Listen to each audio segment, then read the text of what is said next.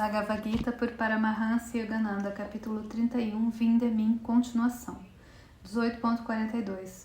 Os deveres próprios de um Brahmin, a casta superior, são controle da mente, concentração, domínio dos sentidos, graças à prática do pranayama, autocontrole, pureza, capacidade de perdoar, integridade, sabedoria, meditação para atingir a alta realização e fé numa verdade suprema.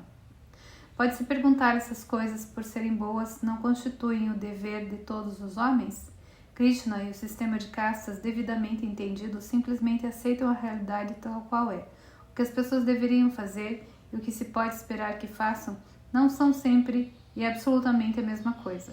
Mesmo o autocontrole, a pureza e a integridade que se esperam de uma pessoa espiritualmente refinada diferem do melhor que se pode esperar de pessoas cuja natureza é menos evoluída. O autocontrole em alguém que se dedica a amealhar riquezas significará, quando muito, a bondade de não arruinar por completo um concorrente. Pureza, talvez, equivalha a não enganar um freguês, mesmo quando isso parecer difícil. E integridade pode resumir-se ao ato de admitir que comerciantes, vaixas, em uma cidade longínqua, portanto a uma distância segura, têm preços melhores para certas mercadorias. Uma pessoa sáttvica, ou seja, aquela que é por natureza um Brahmin, tem o dever de comportar-se de um modo mais refinado, porque sua natureza torna o refinamento possível. Ainda assim, ela precisa buscar a perfeição de sua potencialidade para a virtude. Se uma pessoa inferior merece elogios por ações relativamente generosas, uma pessoa sáttvica, portanto, um verdadeiro Brahmin, não merece nenhum, nem deve desejá-lo, caso suceda que outros apreciem suas qualidades excelsas. Quando o elogio a seu comportamento será oferecido e aceito unicamente em razão da qualidade e da bondade que essa pessoa apenas manifesta. As virtudes sáttvicas são, como Krishna explicou mais atrás, como a fumaça que obscurece ligeiramente o fogo, mas pode ser dispersada sem dificuldade por um simples sopro do vento da meditação. Uma vez que o fogo é entrevisto através da fumaça, só se deve gabar a luz e o calor do próprio fogo, que brilha apesar de seu obstáculo. O vento que leva a fumaça para longe é um mero agente, não um benefício final. 18.43. Eis os deveres naturais de um kshatriya: coragem, vigor, robustez, desembaraço, habilidade na ação, firmeza diante do inimigo. Não importa o tipo de batalha a ser travada. Munificência e liderança, de um tipo capaz de inspirar os outros. Nem sempre os kshatriyas estão em posição de travar batalhas, mostrar coragem diante do inimigo ou conduzir os outros à vitória. As qualidades do kshatriya, porém, vêm à tona em quaisquer circunstâncias. Numa encarnação, a pessoa pode ser rei, em outra monge. O rei nem sempre, é claro, estará em guerra e o monge às vezes só terá a si mesmo para dar ordens. No caráter, contudo, ambos serão basicamente iguais. O caráter de um kshatriya, é que determina quem ele de fato é. Um verdadeiro kshatriya defende suas crenças, mas de modo apropriado. Por exemplo, não brigará com a mulher caso ela queira sair para jantar enquanto ele próprio deseja ficar em casa. Mostrar-se-á então uma munificente, segundo a acepção corriqueira do termo, que não é ceder heroicamente aos desejos da esposa. Como um monge de sua própria encarnação, talvez não tenha inimigos a combater, mas deverá passar por provas espirituais, tentações e dificuldades com o próximo. Em tais casos, longe de fugir, enfrentará os problemas corajosamente. Quando em conflito com alguém, poderá praticar a munificência, mantendo uma atitude compreensiva, pronto a considerar o ponto de vista contrário. Vê-se, pois, que de muitos modos o kshatriya tem essas qualidades por natureza, e não as ostenta unicamente quando é necessário. 18.44. Os deveres naturais de um vaishya são lavrar a terra, cuidar do gado e fazer negócios. Já o shudra deve servir aos membros das castas superiores. Os deveres do vaishya prendem-se à sua própria realidade individual, que começa por um apelo rajásico e egóico às coisas. Evidentemente, nem todas as sociedades da terra, nem todas as regiões de um país se ocupam da agricultura e pecuária. As cidades, por exemplo, oferecem poucas oportunidades, se alguma, para a atividade rural. Mesmo o comércio é uma prática limitada. Não obstante, existem inúmeros tipos Vaishya numa ampla variedade de profissões rendosas e devem ter existido até nos tempos mais simples de Krishna, não se podendo inseri-los em categorias exatas. Temos, pois, de começar pela finalidade implícita nas atividades Vaishya que o Gita cataloga. Perguntamos de início, que é que transforma uma ação em dever? Em se tratando do papel do homem perante a sociedade, um dever é aquilo que melhor a beneficia como um todo.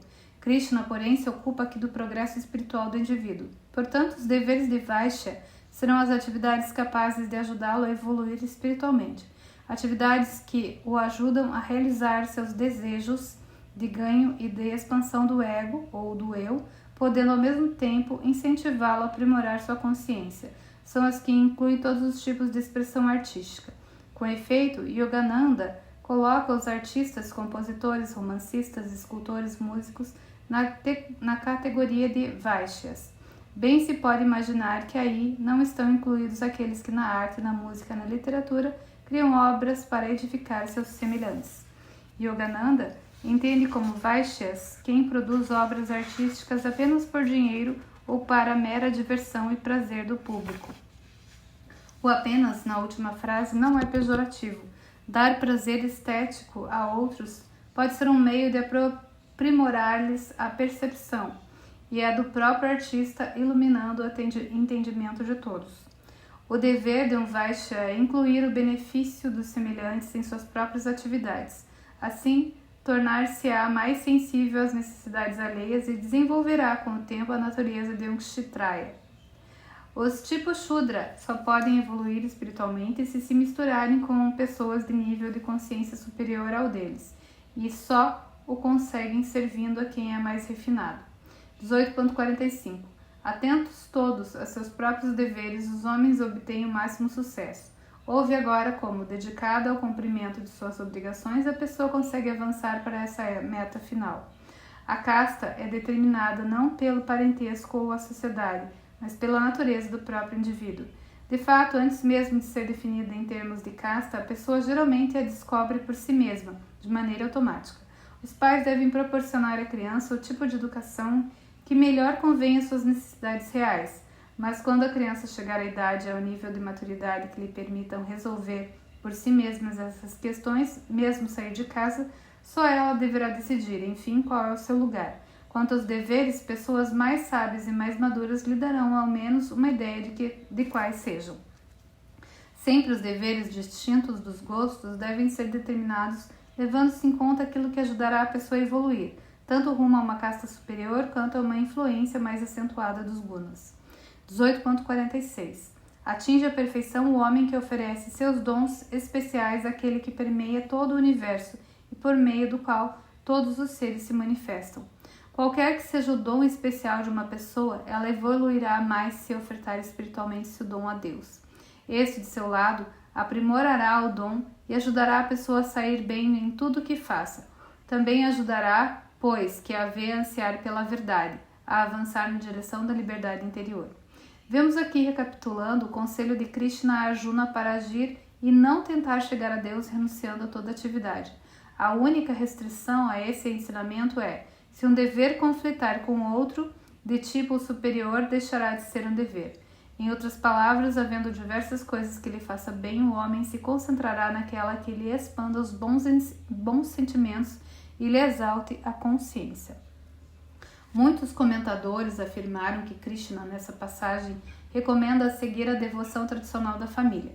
Estão enganados. Numa sociedade estável, não em transição como a nossa no mundo interior, esse conselho talvez pudesse ser aceito de modo geral, embora não se saiba então como alguém que o seguisse iria se tornar um sannyasi. Entretanto, numa época em que a própria sociedade não para de modificar-se, tal conselho seria ruinoso. Em verdade, neste mundo, cada qual é cada qual. Aparece em sua família como um convidado, sendo transitório, nada que está fora poderá definir quem ou o que ele é. Todo homem deve seguir sua própria estrela. Quanto mais subir rumo à liberdade interior, mais imperativo se tornará para ele esse conselho. 18.47. 47. Mais vale cair tentando seguir o próprio Dharma do que vencer seguindo o Dharma de outrem. Ninguém peca quando procura cumprir seu dever. 18.48. Ó filho de Kunti, Arjuna, o homem não deve abandonar o trabalho ditado por sua própria natureza. Mesmo que o trabalho tenha algumas imperfeições, todos os empreendimentos, até os melhores, apresentam falhas e até a chama é obscurecida pela fumaça. Deve-se salientar que, de passagem, que as coisas feitas com a consciência egóica criam karma e que todo karma criado varia necessariamente em qualidade e consequências. Nem seria, pois, preciso acrescentar, sem dúvida podemos criar o mau karma tanto quanto o bom com aquilo que fazemos, mesmo ao tentar apenas cumprir um dever. O que Krishna quer dizer é que, ao cumprir um dever, não estamos estabelecendo um novo padrão de atividade, karma, que precisa ser concluído a todo custo.